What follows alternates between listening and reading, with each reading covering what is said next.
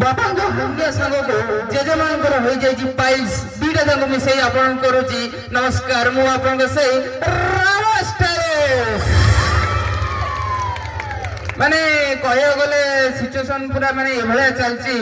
ଆମର ଯୋଉ ଯାତ୍ରା ହଉଛି ଅମିୟ ସାର୍ ବହୁତ ବହୁତ ଧନ୍ୟବାଦ କାହିଁକିନା ସେ ଆମକୁ ବହୁତ ସାହାଯ୍ୟ କରୁଛନ୍ତି ଇଏ କରୁଛନ୍ତି ଆଉ ସୁମନ ସାର୍ ମଧ୍ୟ କାହିଁକିନା ଅଲଗା କୋଉଠି ମିଳୁନି ଆମେ ଖୋଜୁଥିଲୁ ମାନେ ଆମ ଯୋଉ ନାଟକ ହଉଛି ଆମେ ଖୋଜୁଥିଲୁ ଆମ ନାଟକ କାନ୍ଦ ନା ଆଖି ଲୁହ ସରିଯିବ ପାୱାର ବାଏ କେହି ମିଳୁନାହାନ୍ତି କୋଉ ପାୱାର ବାଏ ଖୋଜା ଚାଲିଛି ସପୋର୍ଟର ବାଏ ଆରେ କୋହଲି ପୁରା ଖୋଜା ଚାଲିଛି ଆଉ କଣ ସହଜ ମାନେ ଯାହା ହଉଛି ଆମ ଅମିୟ ସାର୍ ସବୁ ଖର୍ଚ୍ଚ କରୁଛୁ ମାନେ ଆଜି ଭାବିଥିଲି ଆମ ତ ଅବସ୍ଥା ଖରାପ କିନ୍ତୁ ସିନେମା ଉପରେ ଭାବିଥିଲି ତା ଅବସ୍ଥା ବି ଖରାପ ମାନେ ଆଗେ ଗୋଟେ ସିନେମା ହଉଥିଲା ସମ୍ପୂର୍ଣ୍ଣ ରୂପରେ ପାରିବାରିକ ମାନେ ସିନେମା ଷ୍ଟାର୍ଟ ହବ ବାପାଟେ ଥିବ ବାପାର 4 ଝିଅ ଥିବ ବାପାର ଆଉ ଗୋଟେ 4ଟା ଝିଅ ଥିବ 4ଟା ପୁଅ ଥିବ ବାପାଟି କଣ କରିଥିବ ନା ସେ ଖରା ହଉ ବର୍ଷା ହଉ ଶୀତ ହଉ ସେ ଗୋଟେ ଶାଲ ଘରେ ହେଇକି ଭିତରେ ତାର ଠାକୁର ତା କାମ ହେଲା ଏଇଆ କିଛି ଆଉ ଘରେ ବିଲେଇ ମରିଯାଏ ତା ହାର୍ଟ ଆଟାକ୍ ବାପ ମାନେ ମରିବ ମାନେ ହାର୍ଟ ଆଟାକ୍ ମାନେ 100ରୁ 99% ମୁଭିରେ ବାପ ମରିବ ହାର୍ଟ ଆଟାକ୍ ବିଲେଇଟା ମରିଗଲା ବାପା ସେପଟେ ଗ୍ୟାସ୍ ମାନେ ଏଇଭଳିଆ ବାପ ଥିଲା ସେଠୁ ଧର ଗୋଟେ କଥା ହେଇଛି ସେପଟୁ ବିଜୟ ବାପା ବାପା ସେମାନେ ମାନିକୁ ଟେକି ନେଇ ଆରେ କଣ ହେଲା ବିଜୁ ସେମାନେ ମାନିକୁ ଟେକି ନେଇ କଣ କଲେ ବାପା ବାପା ସେମାନେ ମାନିକୁ ଟେକି ନେଇ ଆରେ କଣ ହେଲା ବିଜୁ କହୁନୁ କଣ ପାଇଁ ସେ ମାନିକୁ ଟେକି ନେଇ କଣ କଲେ ବାପା ସେ ମାନିକୁ କହୁନୁ ସେତେବେଳେ ମାନିକୁ ଟେକି ନେଇ ଚଳୁଛୁ ନା ବାପା ସେମାନେ ମାନିକୁ ଟେକି ନେଇ ମାରିଦେଲେ ଏତିକି ବାପା ହେଇଛି ସେତେବେଳେ ବିଜୁ ଆରେ ବାପା ବାପା ମାନି ମୁଣ୍ଡରେ ଉଙ୍କୁଣି ହେଇଥିଲା ତ ସାଙ୍ଗମାନେ ତା ମୁଣ୍ଡରେ ଉଙ୍କୁଣି ମାରିଦେଲେ ତାକୁ ମାନିଦେଲେ ଏକ କଥା ଶୁଣିଲା ବେଳକୁ ବାପା ଅଛି ବାପା ତାର ସୋଫାକୁ ଧରି ଆଖା ହେଇକି ପଡିଛି ଆଉ ବାପା ନାଇଁ ଖାଲି ଏତିକିରେ ସରିବନି ମଲା ବେଳକୁ ବାପା କଥା ଦେଇକି ମରିବ ମତେ କଥା ଦେ ବିଜୁ ମତେ କଥା ଦେ ପୁରା ଏଇଭଳିଆ କଥା ଦବ ବିଜୁ କହିବ ହଁ ବାପା ମୁଁ ତମ ମୁଣ୍ଡ ଛୁଇଁ ଶପଥ କରୁଛି ମୁଁ ତମକୁ କଥା ଦଉଛି ତ କଥା ଦେ ବିଜୁ କଥା ଦେ ଆରେ କଥା ଦଉଛି କେତେ ଥର କହୁଛି କଥା ଦେ ମାନେ ଏମିତିଆ ବାପା ଥିଲା କଥା ନ ଦବା ଆଗରୁ ବାପ ମରିବନି ମାନେ ଏମିତିଆ ବାପା ଥିଲା ସେ ସବୁ କଥା ଛାଡୁ ନା ଗୋଟେ ୟୁନିକ୍ ଟପିକ୍ କହୁଛି ଆମର ଯୋଉମାନେ ରାଜନେତା ମାନେ ଅଛନ୍ତି ସେଇମାନେ ଯଦି ମୁଭି କରିଥାନ୍ତି ତାହେଲେ କେମିତି ହେଇଥାନ୍ତା ମାନେ ଆମର ଯୋଉ ପୂର୍ବତନ ମୁଖ୍ୟମନ୍ତ୍ରୀ ମାନେ ନବୀନ ପଟ୍ଟନାୟକ ବାବୁ ସେ ଯଦି ଇଏ କରିଥାନ୍ତେ ଧର ଗୋଟେ ଡାଇଲଗ୍ ହେଲା ଅନୁଭବ ମହାନ୍ତିଙ୍କର 6 ଫୁଟ 2 ଇଞ୍ଚ ଟୋକା କଣ ହାଲକା ଭାବୁଛୁ ମାରିବି ଏଇଠି ପଡିବୁ ସେଇଠି ଯଦି ଏଇଟାକୁ ନବୀନ ପଟ୍ଟନାୟକ କହିଥାନ୍ତେ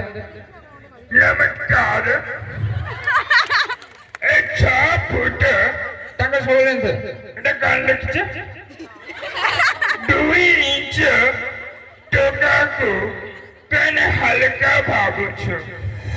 दरकार पड़िले गोटाए मारिबी एठारे मारिबी सदारे पड़े अपन मान खुशी तो आउ जण हमर जो थिले जो प्रसन्न पाठशाणी के जण जानचंती ସିଏ ତାଙ୍କର କବିତାରେ ତାଙ୍କ ସବୁ ଧର ସେ ଗୋଟେ ଭିଲିଆନ ହେଇଛନ୍ତି ସିଏ ଗୋଟେ କବିତା ଗାଏ ଆଲୋ ଗେଡି କାହିଁକି ହଉଛୁ ତୁ ମୋଡି ମାଡି କଣ ଚିରି ଗଲାଣି ଫାଡି ଗଲାଣି ତୋରି ଛାଡି ଆଲୋ ଗେଡି କଣ କିଲୋ ପଢି ଗଲାଣି ତୋରି ଦାଢି ଆଉ ଯଦି ବାବା ଟିକେ ରୋମାଣ୍ଟିକ ହେଇଯିବେ ହେ ହେ ତରୁଣୀ ତମର ଚୁଟି ଲମ୍ବିଛି ପାତାଳ ଯାଏ ତ ଲମ୍ବିଛି ପାତାଳ ଯାଏ ତମେ ଆସୁଛ କି ଚଢିକିନି ହଳଦିଆ ସ୍କୁଟି ମାନେ ଆଉ ଯଦି ଆମ ସୁର ବାବୁ ହେଇଥାନ୍ତେ ଧର ସୁର ବାବୁ ମୋ ଭଉଣୀକୁ ଭିଲିଆନ ଟେକି ନେଇଗଲେ ସୁର ବାବୁ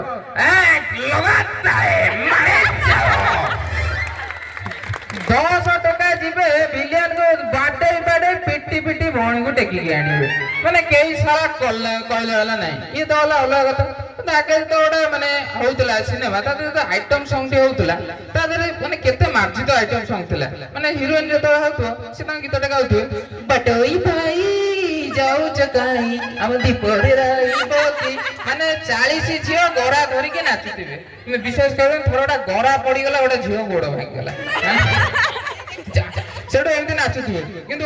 ମୋ ଜେଜେ ଥରେ ଯାଇଥିଲେ ଇଏ ଦେଖିବାକୁ କହିଲେ ହା ସେ ହିରୋଇନ କଣ ଆଇଟମ ଡ୍ୟାନ୍ସ ନାଚିଲା ଶାଢୀ ପିନ୍ଧିକି ମୋ ମୁହଁ ପବିତ୍ର ହେଇଗଲା ପୁରା ଏଇଭଳିଆ ନାଚ ସେ ନାଚିଲା। ଏଇ କିଛି ଦିନ ତାପରେ ଜେଜେ ତ ଏବେ ନାହାନ୍ତି, ଗାତକୁ ଗଲେଣି, କିନ୍ତୁ ଜେଜେ ବଞ୍ଚିଲା ଅବଧା ଜେଜେଙ୍କର ମୋର ଆମେ ଗୋଟେ ଯାଇଥିଲୁ ଯାତ୍ରା ଦେଖିବାକୁ। ସେ ଫିଲ୍ମର ହିରୋ ଥିଲେ ଆମିର ଖାନ, ତାଙ୍କ ହିରୋଇନ ନା କଣ କାଟିନା ଖାନ ନା କେତେ, ସେ ଯାହା ବି ହେଇଥାଉ। ସେଠୁ ଗଲେ,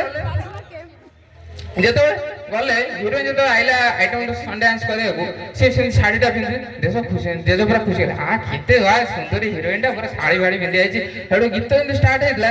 ମେନୁ କମଲି କମଲି କମଲି, ଶାଢ଼ୀଟା ଉଠେଇକି ପୁରା ଫଳ ଦେଲା। ଜେଜ ପୁରା ଅସଙ୍ଗ ଫୁଲୁଥିଲେ, ବଟ ଉଠେଇକି ପୁରା ଫୋଡିଥିଲେ।